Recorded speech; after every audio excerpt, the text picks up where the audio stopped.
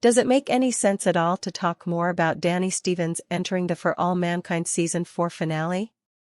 We know that the mere idea of doing this is somewhat polarizing, largely because the character himself is.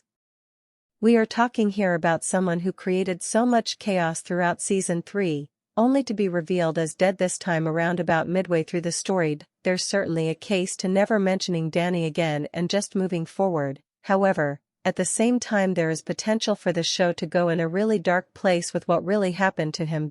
Is it possible that Ed actually took part in eating the character? Yes, it is horrifying to think about, but this is where we also remind you that a lot of the characters on Mars were starting to run low on food. We know what happens often in these situations.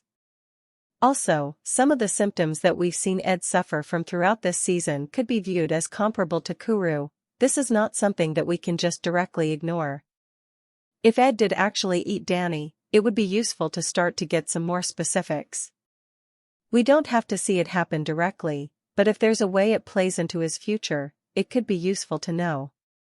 It also certainly feels like there is a larger question to be asked about whether or not Danny will die in the finale, and absolutely it feels like there is a reasonable chance it happens.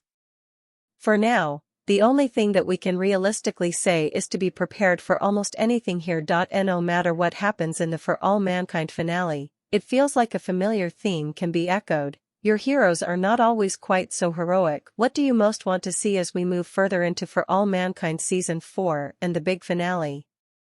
Be sure to share right now in the attached comments.